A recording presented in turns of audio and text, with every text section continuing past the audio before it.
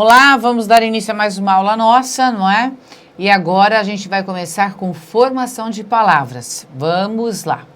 Vejam só, né? A gente viu a parte estrutural da palavra e agora como ela se forma.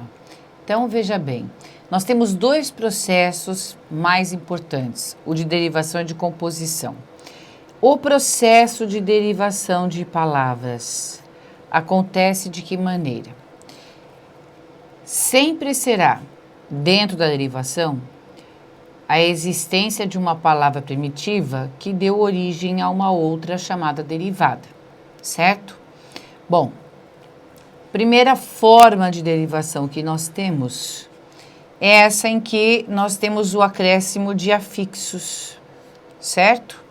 Então, veja só, a gente tem a derivação prefixal ou derivação por prefixação, que consiste em haver uma palavra primitiva e a ela nós somarmos um prefixo. Então, nós temos lá feliz. Quando a gente acrescenta este sufixo, por exemplo, que gera a palavra infeliz, então nós temos a derivação prefixal. Agora, se nós somarmos a essa palavra primitiva um sufixo, que é o caso de feliz, mais o sufixo mente, que dá felizmente, nós temos o processo sufixal ou derivação por sufixação, certo? Pode acontecer também de nós somarmos a uma base de palavra um prefixo e um sufixo. E aí nós teremos derivação prefixal e sufixal ou derivação por prefixação e sufixação, tanto faz o nome. E nós vamos ter, então, por exemplo, não é? A palavra infelizmente. Veja, a base continua sendo feliz. E nós temos aqui tanto o prefixo quanto o sufixo agregados a esse radical. Daí a gente tem a palavra infelizmente, como foi dito. Bom, temos ainda a derivação parassintética, ou também chamada processo de parassíntese, que acontece quando nós temos um radical, e a este radical nós temos que obrigatoriamente somar um prefixo e um sufixo, não é? Aí você vai dizer assim, ué, mas então a derivação parassintética é igual à derivação por prefixação e sufixação? Não, porque observe aqui, vamos lá. Se nós pegarmos a palavra infelizmente e esquecermos o sufixo, a palavra infeliz existe. Se nós pegarmos a palavra infelizmente e dela retirarmos o prefixo, nós temos a palavra infelizmente, certo? Então, quando esse raciocínio acontece, a derivação tem o nome de derivação prefixal e sufixal. Agora, se nós pegarmos a palavra entardecer e dela nós tirarmos o prefixo, sobrará tardecer e essa palavra não existe. Ou, se nós deixarmos o prefixo e tirarmos o sufixo, vai ficar entarde. Essa palavra não existe. Então, aí, neste caso, né, nós teremos a derivação parassintética ou a chamada parassíntese, certo? Esta é a diferença. Tudo bem?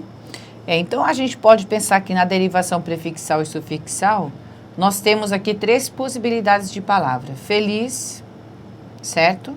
Temos infeliz ou temos ainda felizmente. Então, são três palavras em uma palavra. Agora, na questão da parassíntese, veja, existe apenas uma palavra que nasceu de outra palavra. Só, certo? É isso. Porque entardecer nasce da base tarde. Ok?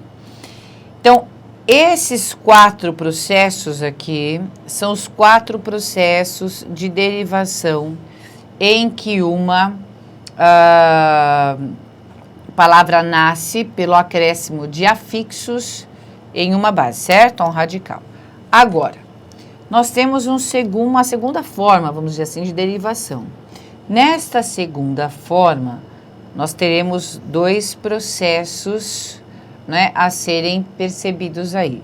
O primeiro é de redução de uma palavra primitiva e a segunda é a função gramatical diferente da função original que a palavra tem e ela assume. Por exemplo, na derivação regressiva, como diz o nome, regride, a gente pode então associar que a regressiva é a redução da primitiva. Isso acontece principalmente com os verbos que perdem esse R aqui e viram substantivos. Tanto que a gente pode falar do processo deverbal, não é? Veja, jantar fica uma palavra menor, a janta.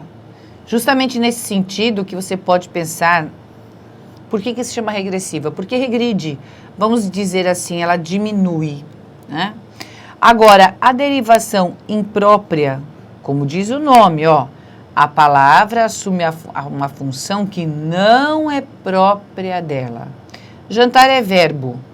Quando eu pego exatamente esta mesma palavra e emprego como o jantar, ela deixa de ser verbo para ser substantivo.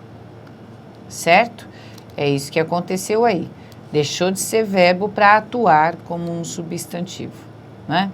Veja, a palavra rápido, por exemplo, nós costumamos entendê-la como um adjetivo, uma característica, mas às vezes ela pode representar o modo de alguma ação e aí ela passa a ser um advérbio. Então, por exemplo, se a gente diz carro rápido, nesse caso, nós temos uma característica do carro. Então, aí rápido será um adjetivo, certo? Agora, se eu disser que a pessoa fala rápido, observe o que acontece. Eu não posso dizer agora que rápido é uma característica do modo de falar, não é uma característica do falar. É um modo de a pessoa falar. Neste caso, nós encontramos aí rápido sendo empregado como advérbio, não é? Tanto é que se eu quiser pensar a palavra rápido nessa mesma estrutura,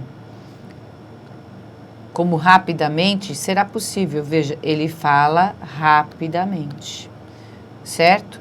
Que é, de fato, o advérbio correspondente. Não é? Olha lá.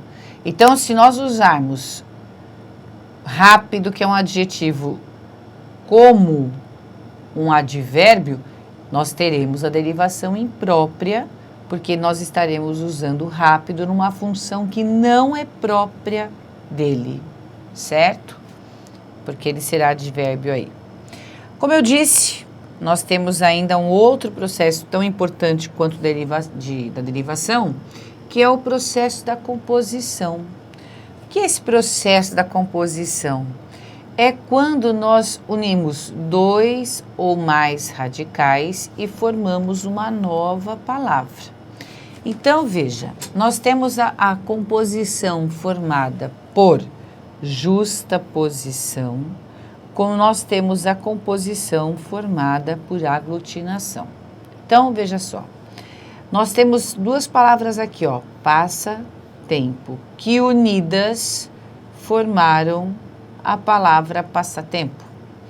E nenhuma das duas palavras sofreu alteração, porque afinal de contas, passa é uma palavra que existe, tempo é uma outra palavra pronta que existe. Unindo-as, nós temos a palavra passatempo, por isso justaposição.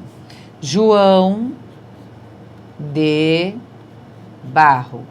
Vejam, são três palavras que existem, mas quando unidas formam apenas uma, certo?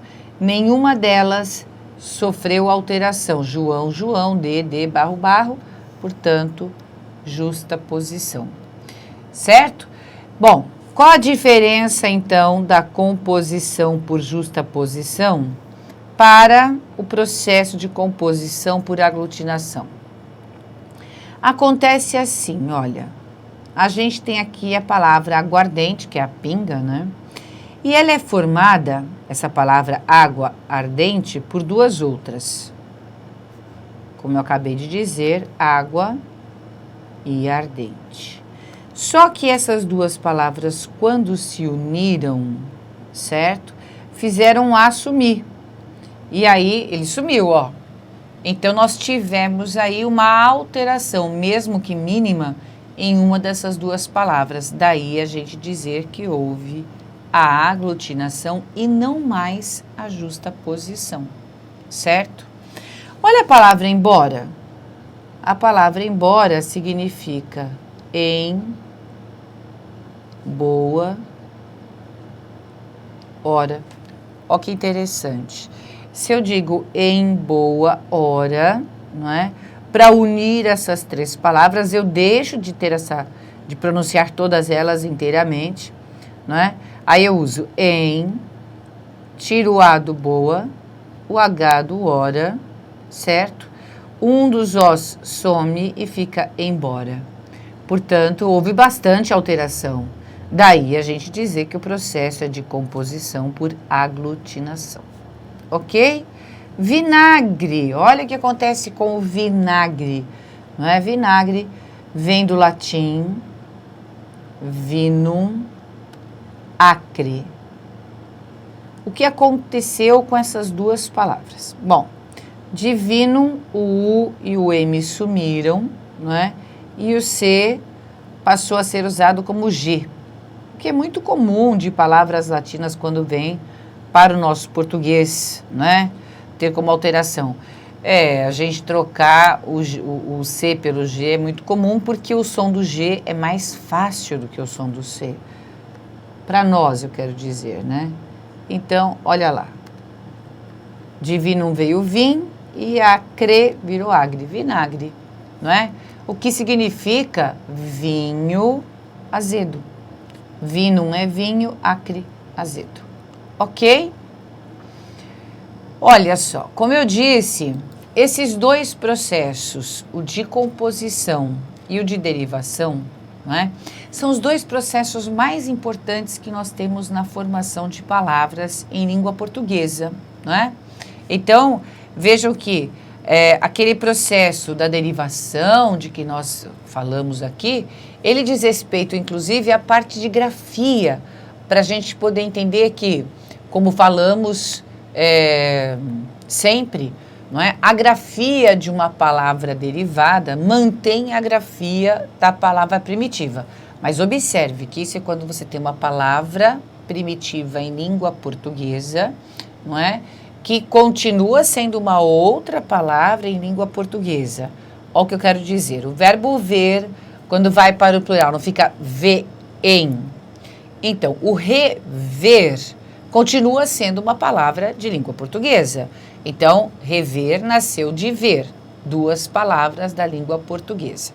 Se o ver no plural fica veem, o rever no plural fica reveem.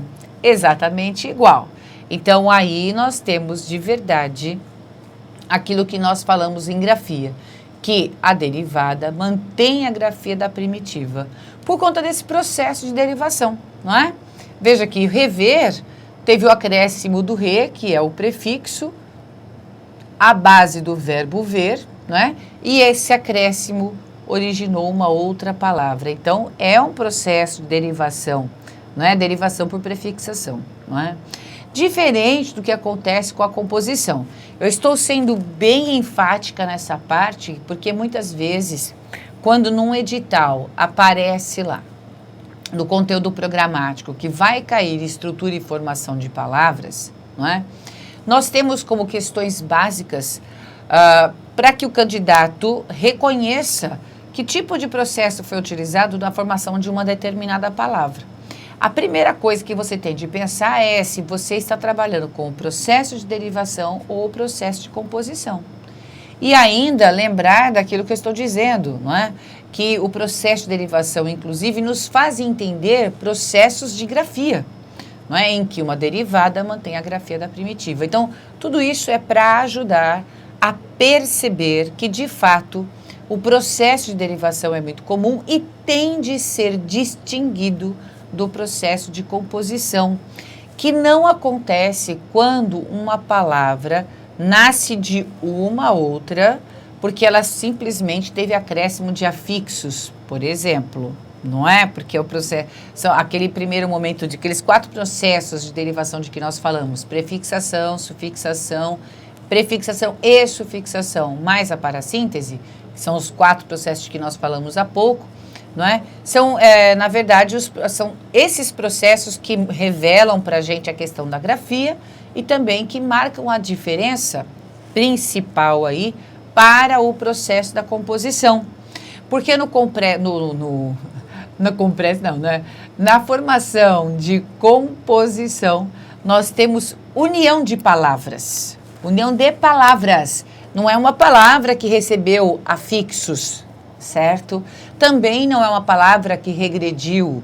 Também não é uma palavra que mudou de função gramatical, não é nada disso.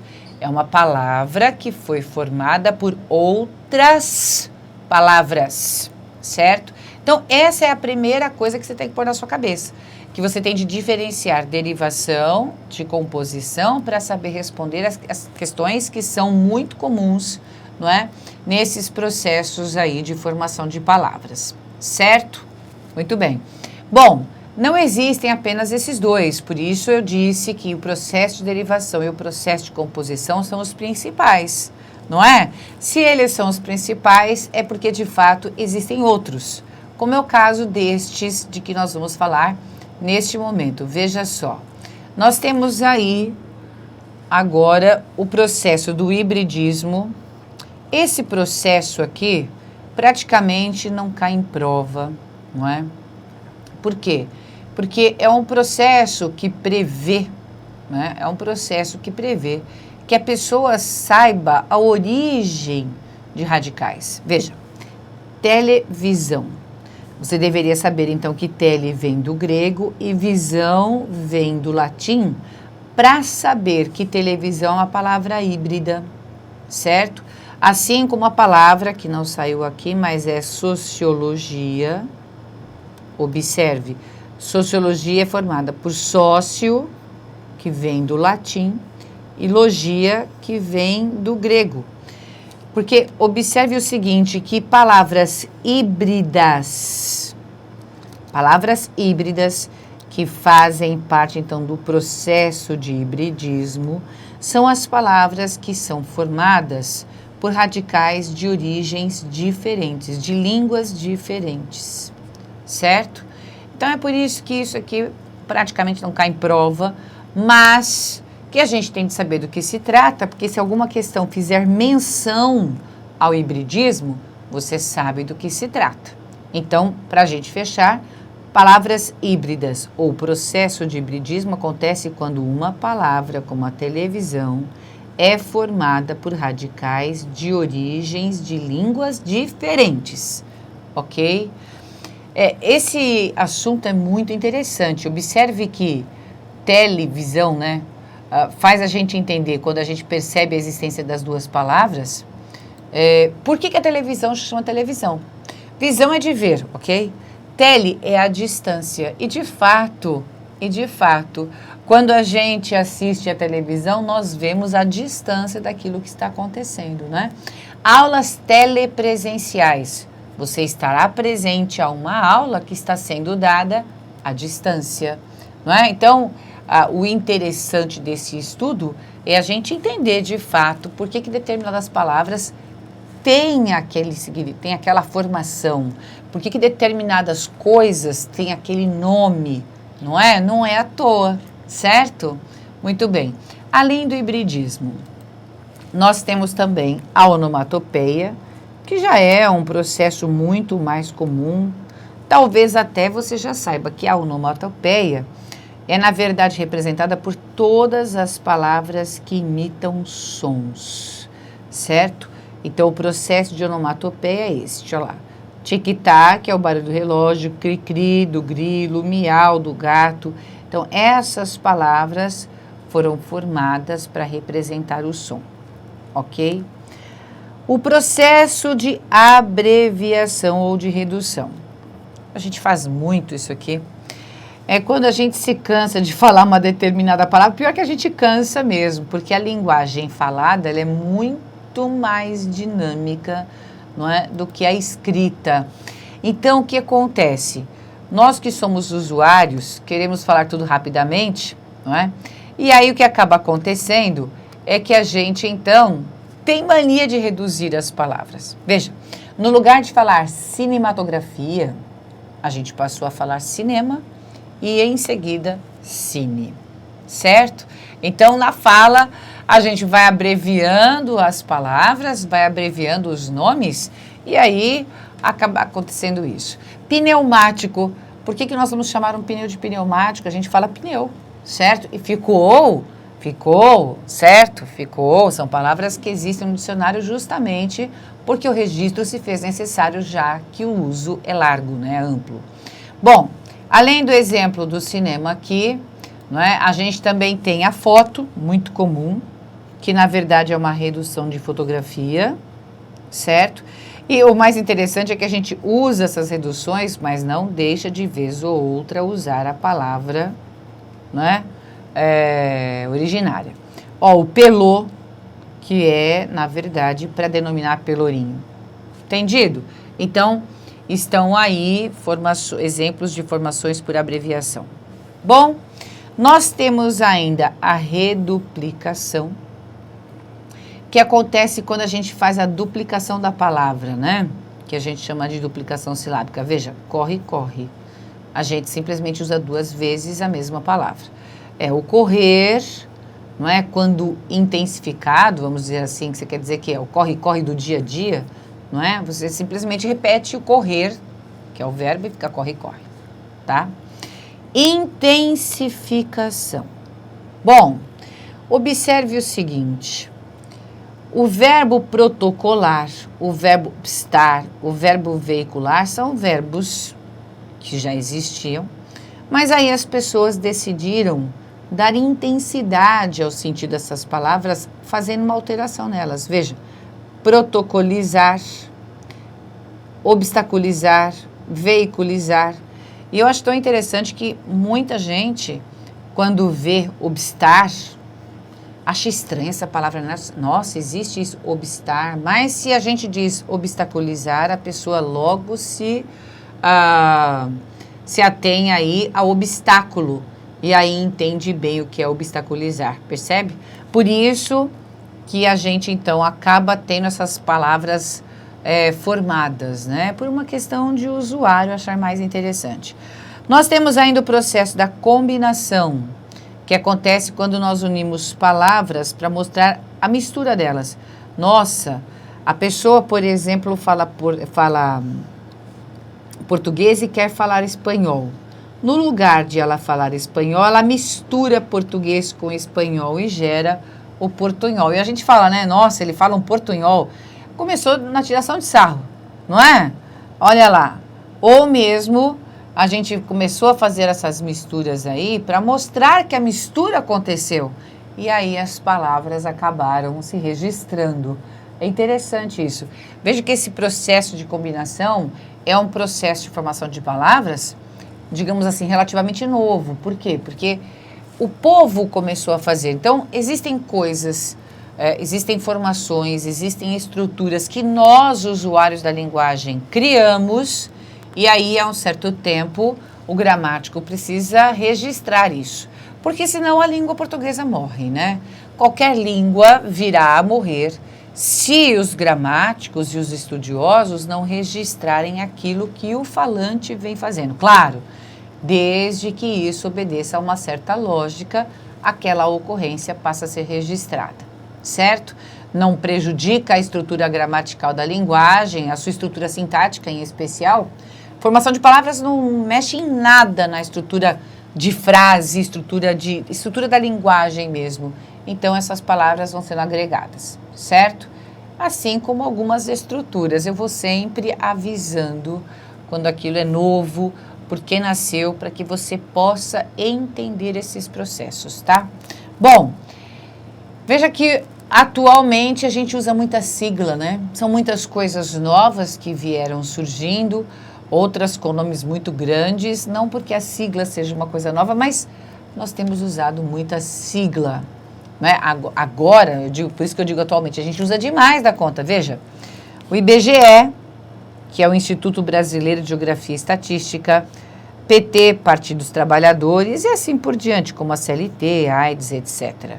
Então, passaram então as siglas a serem vistas também como formação de palavras, certo? Olha só, além destes processos, não é? A gente tem de levar em consideração, como eu disse, não é? Que nós todos gostamos de ficar inventando moda e a gente tem que sofrer com elas, não é? Temos que sofrer com essas modas que nós criamos. Então, veja só, por uma questão de muita formação de siglas, não é? Também foi necessário que se estipulasse como registrá-las, tá? O que eu coloquei aqui para você é como que as siglas, então, devem ser registradas a partir de suas possibilidades. O que significa isso? Vamos ver. De que possibilidades a professora está falando? Observe aí. Quando as siglas são formadas por até 3 letras, ela será toda escrita em letra maiúscula. OAB, ONG, CPF, PTB, STF e assim por diante. Se essas siglas forem formadas por mais de 3 letras, aí observe que elas serão grafadas com a letra inicial maiúscula e as demais em forma minúscula. Observe Banespa. São mais de 3 letras, a primeira maiúscula, FUNAI, IBAMA, IBOPE, INCRA e assim seguimos, certo? Agora, se a sigla for formada por mais de 3 letras, mas não puder ser pronunciada como uma palavra, ou seja, você não tem ali vogais. Lembre-se de que para haver sílaba em português é necessário que haja vogal. Então, se a gente pensar aqui no Banespa, observe que nós temos a formação das sílabas. Então, é possível que nós entendamos essa sigla como uma palavra, certo? FUNAI, IBAMA, etc. Agora, FGTS não dá, veja, não existe uma vogal que forme sílaba aí, né? Eu já escutei pessoas dizendo Figuetes, mas não existe. É FGTS, é PSDB, CNBB, INSS, ABNT, enfim, essas siglas, não é? Formam palavras, sim, porque a gente entende do que está sendo falado, porém, elas não formam palavras de fato, não é? Porque elas não têm vogais. E aí a gente escreve tudo em letra maiúscula, tá certo? Essa é a nossa maneira oficial de escrever as siglas. Bom, esses são os processos de formação de palavras, não é? A gente encerra aqui a parte de processos de formação, certo? Porque agora nós vamos dar continuidade ao estudo de morfologia, não é? Mas, como vimos, o estudo de morfologia se dá em 2 partes, estrutura e formação de palavras e classes gramaticais, não é? São subtemas. Então, é com classes gramaticais ou classes de palavras que nós trabalharemos no próximo bloco. Até mais!